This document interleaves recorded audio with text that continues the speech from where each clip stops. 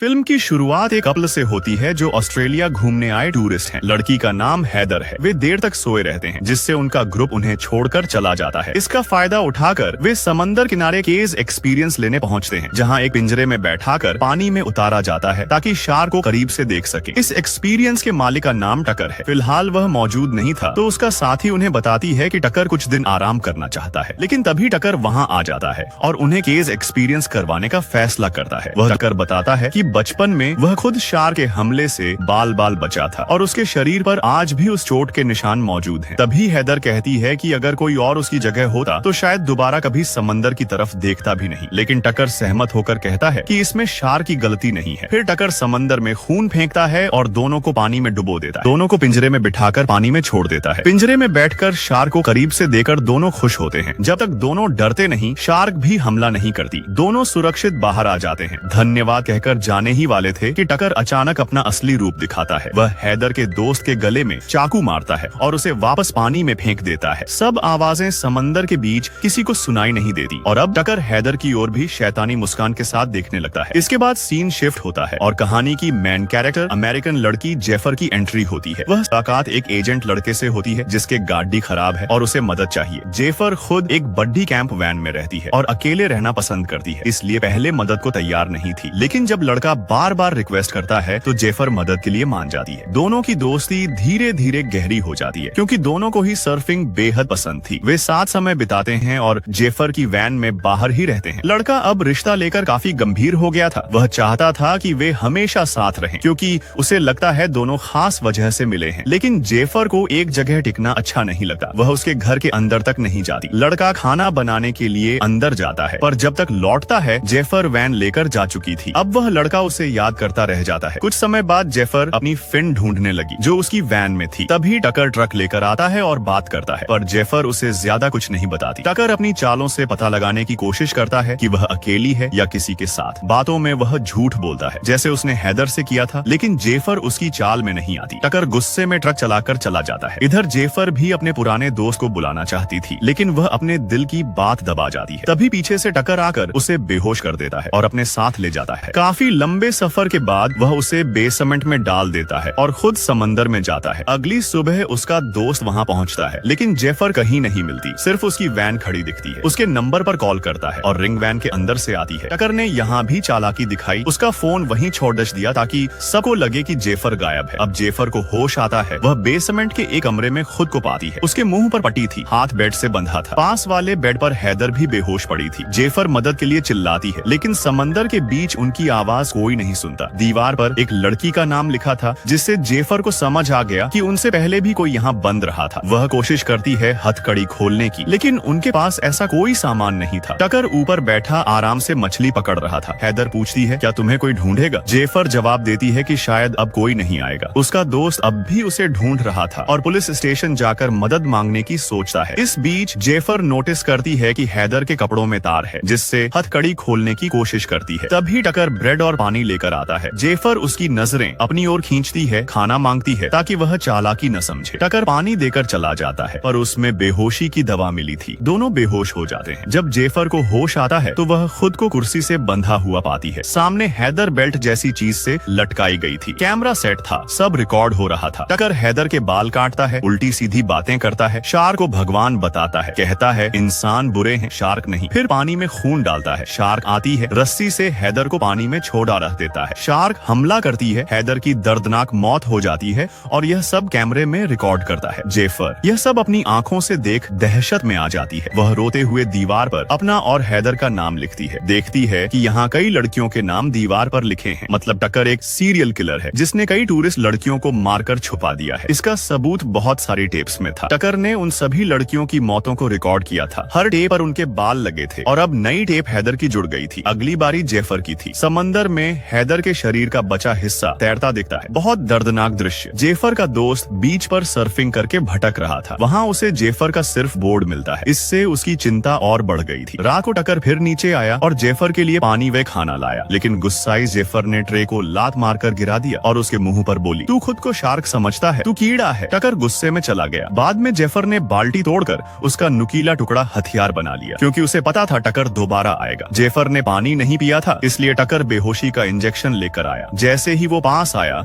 जेफर ने नुकीला टुकड़ा उसकी गर्दन में घुसा दिया। टकर पीछे गिरा। जेफर ने चाबी लेकर खुद को खोल लिया। भागती है, लेकिन टकर उसकी टांग में इंजेक्शन लगा देता है। जेफर भागते भागते ऊपर रेडियो से मदद मांगती है, लेकिन कोई जवाब नहीं आता। फिर उसे सामने एक कश्ती दिखती है। वह जोर जोर से चिल्लाती है, लेकिन वहाँ पार्टी चल रही थी, किसी ने आवाज नहीं सुनी। इसी बीच टकर फिर ऊपर आ जाता है। कैमरा लेकर परेशान हो रहा था तो जेफर वो कैमरा पानी में फेंक देती है और खुद भी कूद जाती है। उम्मीद थी कश्ती तक पहुंच जाए, लेकिन बीच में ही बेहोश हो जाती है। टकर उसे वापस लाकर फिर बंद कर देता है। अब उसके पास कैमरा नहीं था, इसलिए टकर जेफर को रिकॉर्ड नहीं कर सकता था और बिना रिकॉर्ड किए मारना उसे पसंद नहीं था। वो नया कैमरा लेने किनारे चला जाता है। जेफर का दोस्त पार्किंग में सीसीटीवी फुटेज देखने लगता है। उसमें उसे टकर का ट्रक दिखता है। टकर एक्सपीरियंस का लोगो देकर वो खोजता है और आखिरकार कश्ती तक पहुंच जाता है। नीचे से जेफर के चिल्लाने की आवाज सुनता है। जल्दी से दरवाजा तोड़कर अंदर पहुंचता है। जेफर हैरान थी कि उसका दोस्त बिना किसी मदद के वहां तक कैसे पहुंचा। अब समझ आ जाता है कि दोनों किसी खास मकसद से मिले हैं। दोस्त जल्दी से पुलिस को कॉल करता है, लेकिन ऊपर टकर आ जाता है, फोन तोड़ देता है। फिर जेफर का दोस्त टकर से लड़ता है। गला घोंटकर मारने ही वाला था कि टकर का एक साथी पीछे से हमला कर देता है। अब तक चिल्लाहट देकर दोस्त को सब समझ आता है, लेकिन देर हो चुकी थी। टकर उसके सिर में चोट कर देता है। अब टकर दोनों को एक सुनसान आइलैंड पर ले जाकर फिर बांध देता है। दोस्त जेफर से दिल की बात करने के ही वाला होता है कि टकर आकर दोनों को ऊपर ले जाता है। उसने तय किया था कि इनमें से एक को फिर मारकर टेप रिकॉर्ड करनी है। अपने साथी की लाश को पानी में फेंकता है, जिससे शार्क आ जाती है। फिर रस्सी से जेफर के दोस्त को भी पानी में छोड़ देता है। शार्क बहुत करीब आई, लेकिन दोस्त पूरी तरह शांत रहता है, इसीलिए उसे कुछ नहीं हुआ। टकर उसे वापस कश्ती में ले आता है, लेकिन इस बार उसके शरीर पर कई कट लगाता है और फिर से पानी में छोड़ देता है। अब उसकी जान बचना मुश्किल था। तभी टकर को हेलीकॉप्टर दिखाई देता है, जो जेफर को ढूंढ रहा था। वह दोनों को फिर नीचे कैद कर देता है। दोस्त की हालत बहुत खराब थी, खून बह रहा था, मौत कभी भी हो सकती थी। जेफर हथकड़ी खोलने की कोशिश करती है, नहीं निकलता तो वह अपना अंगूठा तोड़ देती है, लेकिन तब भी हाथ बाहर नहीं आता। तब वह खुद के दांत से अंगूठे का हिस्सा काटती है। दर्द में तड़पती है, लेकिन इस तरह वह आजाद हो जाती है। तभी टकर फिर से आने वाला था, लेकिन जेफर उसे चकमा देकर बाहर निकल जाती है। उसे कमरे में अंदर लॉक कर देती है। टकर चालाक था, दूसरी तरफ से बाहर आ जाता है। जेफर तुरंत कश्ती स्टार्ट करती है, लेकिन टकर पूरे सिस्टम को बंद कर देता है। अब दोनों भिड़ते हैं। काफी देर तक लड़ाई होती है। जेफर कश्ती से उतरकर सामने वाले आइलैंड पर जाती है, जहाँ शादी चल रही थी। उसका हाथ लहूलुहान था और शार्क भी पानी में थी। टकर छोटी कश्ती से पीछा करता है। जेफर पूरी कोशिश करके किनारे पहुंचती है, लेकिन टकर फिर पकड़ लेता है और वापस ले आता है। अब दोस्त को कुर्सी पर बांधा और जेफर को स्ट्रैप्स से लटका दिया। इस बार बड़ी सी व्हाइट शार्क आती है। बाकी शार्केस वहाँ से चली जाती है। टकर खुश था, क्योंकि बचपन में व्हाइट शार्क ने ही उस पर हमला किया था। वह बिना टाइम गवाए जेफर को पानी में फेंक देता है, लेकिन जेफर सहज थी, इसलिए शार्क हमला नहीं करती, बल्कि एक बार तो करीब आई, फिर बिना कुछ किए चली गई। उसके हाथ पर कट का निशान रह गया। यह उसे भी शार्क सर्वाइवर बना देता है। फिल्म बताती है कि असल में इंसान ही खतरनाक जानवर होते हैं। जानवर बेवजह किसी को नुकसान नहीं पहुंचाते। जेफर हिम्मत करती है, फिर कश्ती पर चढ़ जाती है और टकर पर हमला करती है, जिससे टकर पानी में गिर जाता है और शार्क उसे पकड़कर खत्म कर देती है। इस बार सबसे अच्छी रिकॉर्डिंग टकर की मौत की ही बनती है। जेफर भी पानी में गिरती है। दोस्त दुखी हो जाता है, लेकिन जेफर साहस दिखाकर फिर से बाहर आती है और दोनों को संभालती है। फिर जलती हुई कश्ती को देखकर लोगों को मदद के लिए बुलाती है। किस्मत से दोनों की जान बच जाती है और इस तरह जेफर अपनी बहादुरी से खुद और दोस्त की जिंदगी बचा लेती है। इसी के साथ इस फिल्म की कहानी खत्म हो जाती है।